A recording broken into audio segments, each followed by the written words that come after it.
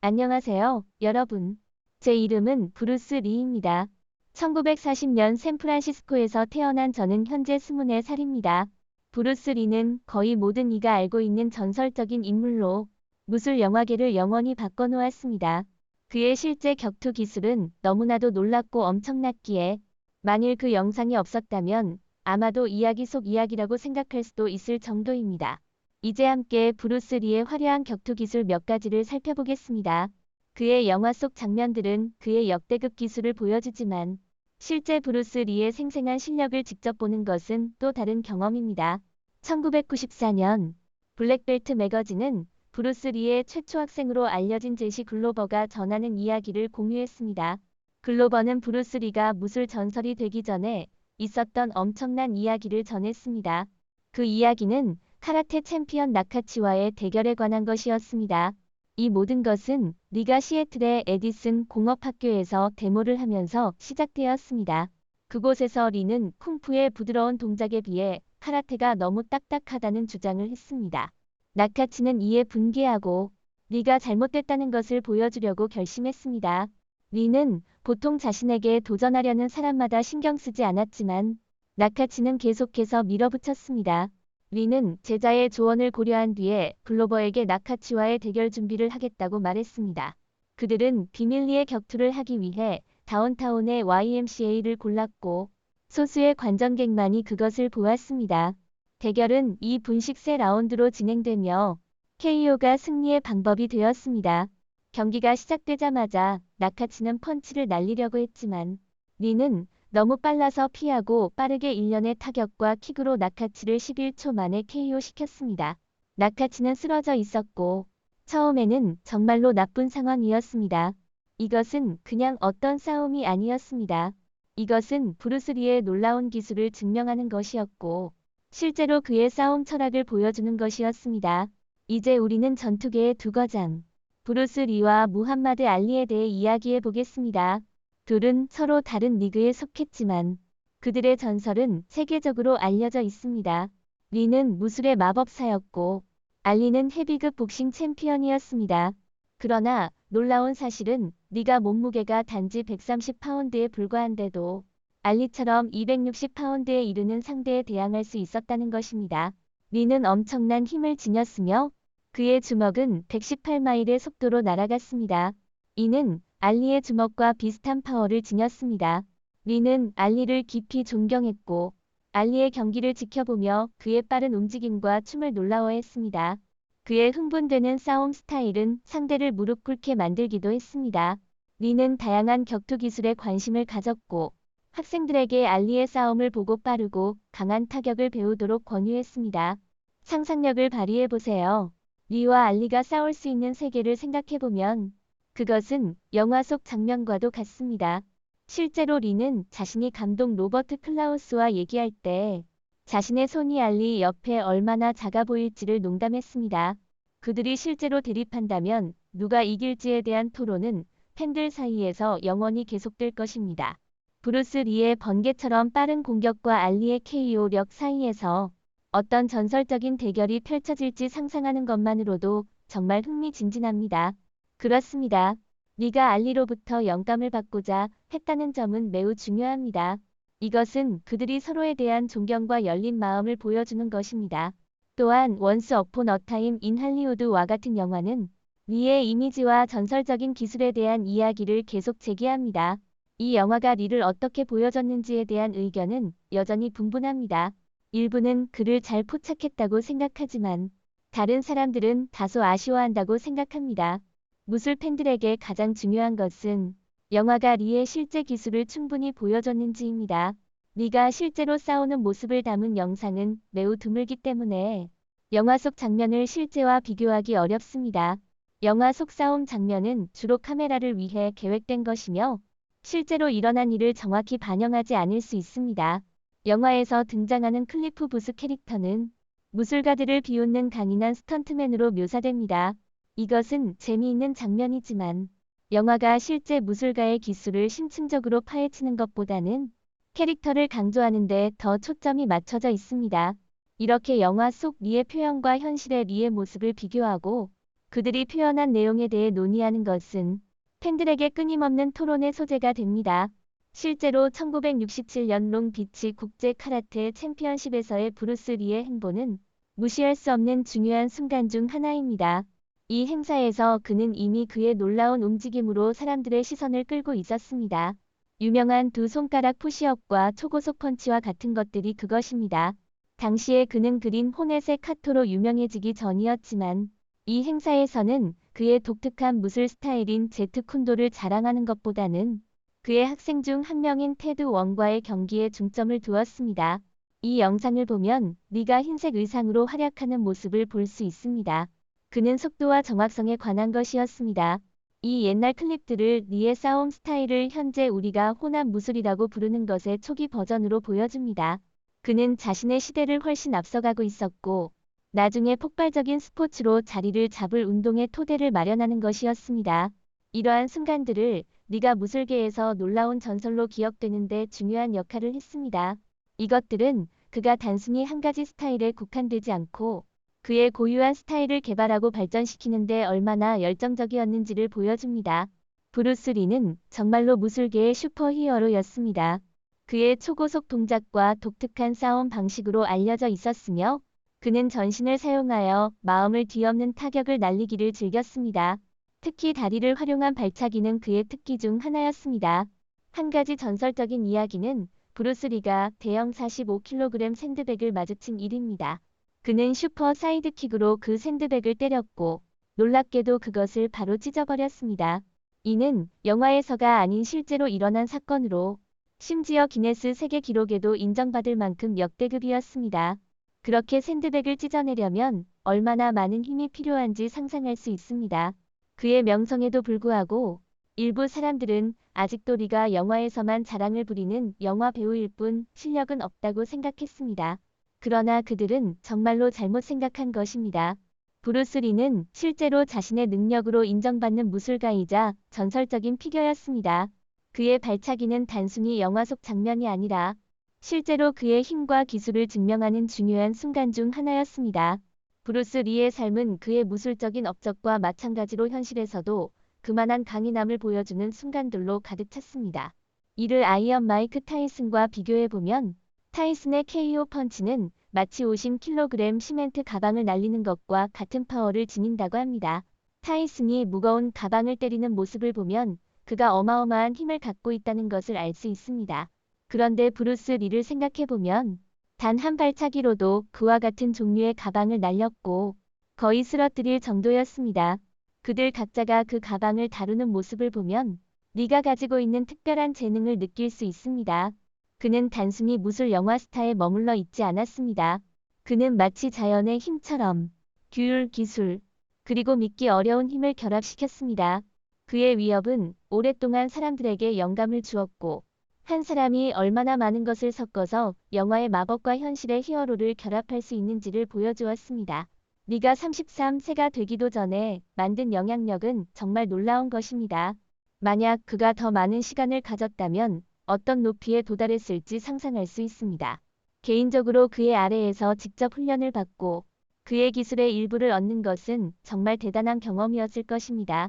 브루스 리의 이름은 무술 세계에서 번개와 같이 번쩍이는 존재였습니다. 그는 다른 차원에 있었어요.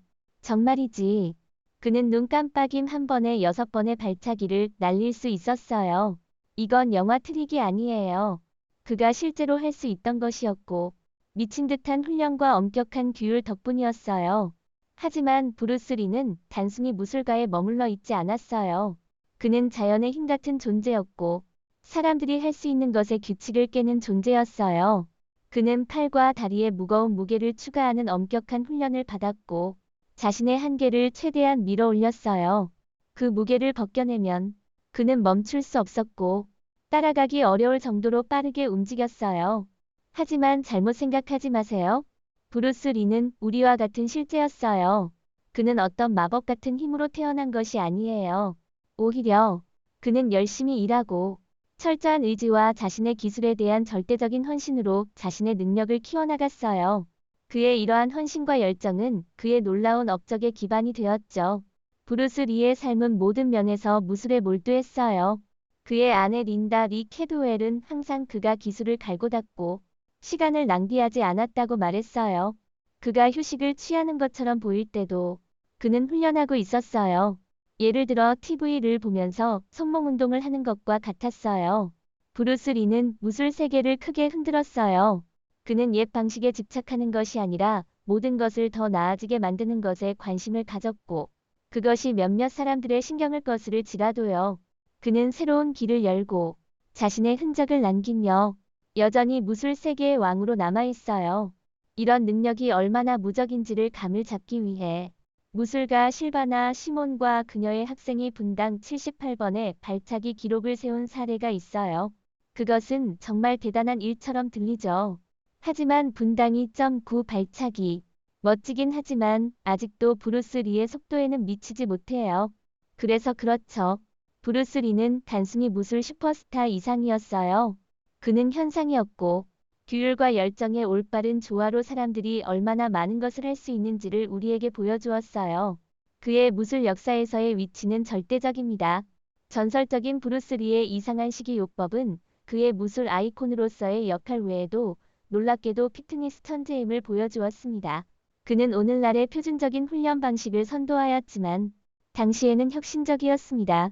매튜 포의 브루스 리 AI 인생을 탐구함으로써 우리는 네가 어떻게 선구자였는지를 볼 수 있습니다.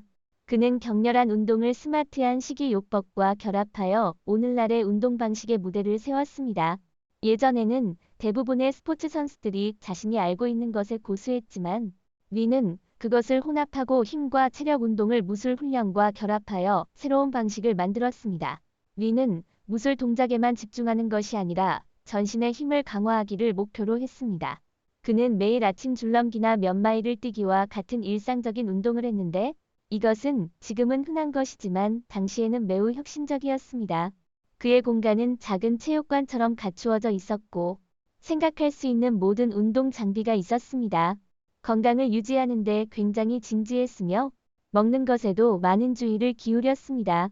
그는 메인스트림에 도입되기 전에 단백질 쉐이크에 집중했는데 단백질 분말 날계란, 바나나, 땅콩가루, 분뇨, 심지어 초콜릿, 아이스크림까지 자신만의 혼합물을 만들어냈습니다.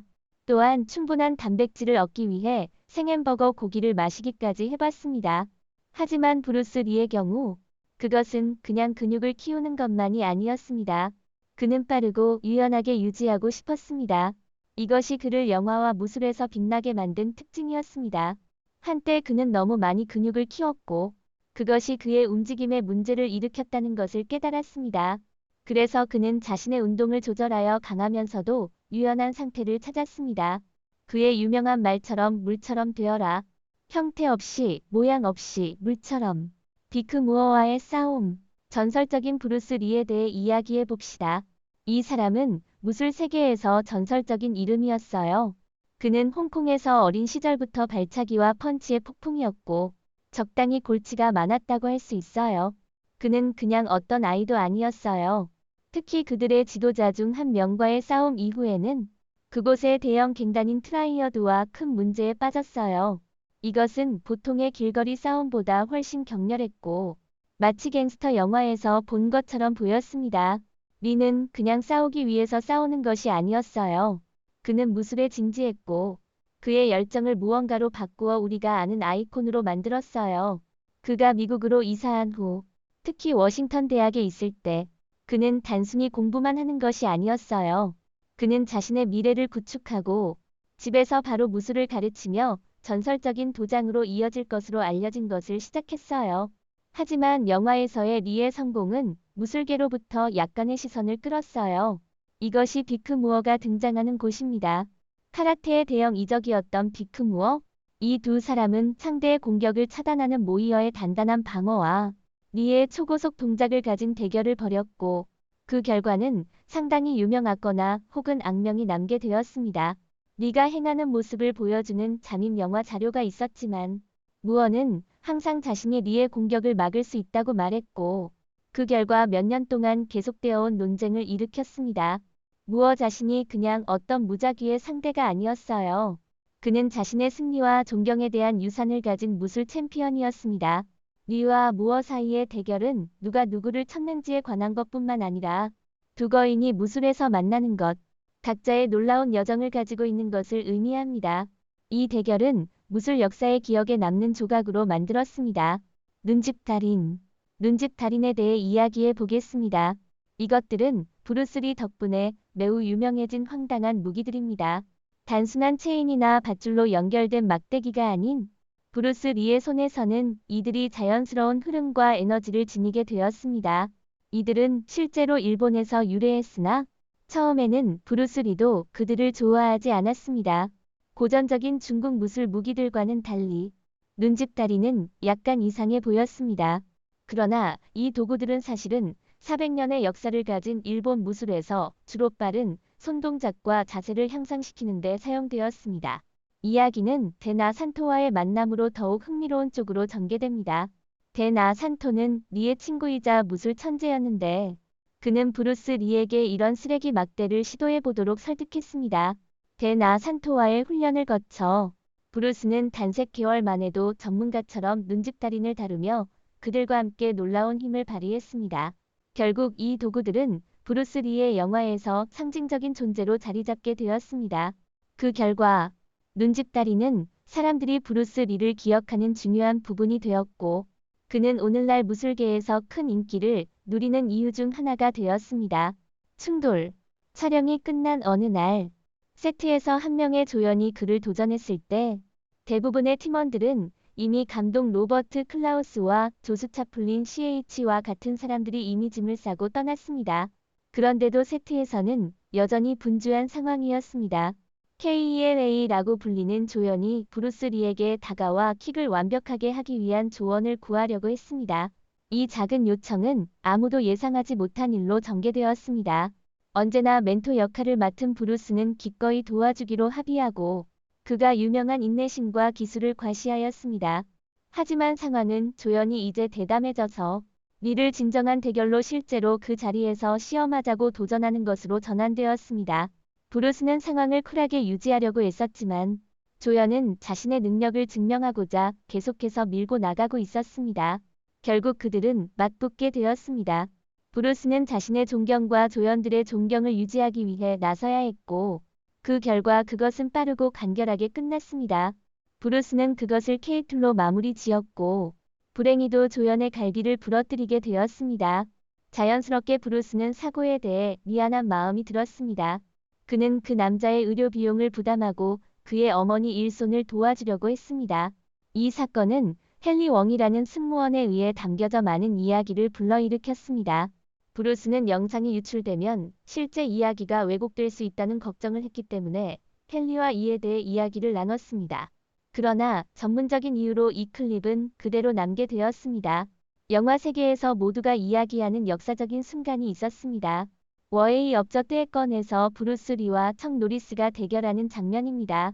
리 자신이 연출한 이 영화는 고대 로마의 콜로세움에서 벌어진 전투 장면을 우리에게 선사했습니다. 여기에는 노리스가 이긴 적이 없다는 실력으로 유명한 노리스가 리와 마주선 장면이 있었는데 이는 영화 장면이 아닌 실제 전투처럼 느껴졌습니다. 리는 이 장면을 위해 미국이 아닌 로마를 선택했는데 이는 대단한 선택이었습니다. 영화에서는 리가 이기는 것으로 나타났지만 실제 세계에서는 노리스와 리가 실제로 대립한 적이 없습니다. 그러나 여기에 흥미로운 점이 있습니다. 태권도에서 최고 수준의 블랙 벨트를 가진 대형 물건인 노리스는 한번 리와 실제로 싸운다면 리가 이겼을 것이라고 말한 적이 있습니다. 노리스는 브루스, 물론 아무도 그를 이길 수 없어 라고 인정함으로써 리의 재능에 대한 큰 존경을 보여주었습니다. 노리스는 단순히 액션 장면을 연기하는 영화 스타가 아니라 진정한 무술가입니다. 따라서 그가 리를 최고로 평가한다는 것은 정말로 의미가 있는 일입니다. 이 존경은 단순히 전투 실력을 넘어서 리를 전설로 인식하는 것입니다. 그는 놀라운 속도, 정밀성 및 이길 수 없는 정신으로 유명한 인물입니다. 우리는 방금 브루스 리의 가장 믿기 힘든 전투 중 일부를 탐색했는데 이런 전투는 녹화되지 않았다면 만들어진 것 같을 정도입니다. 이런 아이코닉한 순간들에 대해 여러분의 생각을 듣고 싶습니다. 오늘 영상은 여기서 마치겠습니다. 시청해주신 모든 분들께 감사드립니다. 이 영상이 마음에 드셨다면 좋아요, 공유, 채널 구독을 잊지 마시고 저희와 함께 더 흥미로운 콘텐츠를 살펴보세요. 더 흥미로운 지식과 흥미로운 내용을 공유하려면 업데이트에 주의를 기울이십시오. 다음 영상에서도 또 뵙길 기대하겠습니다.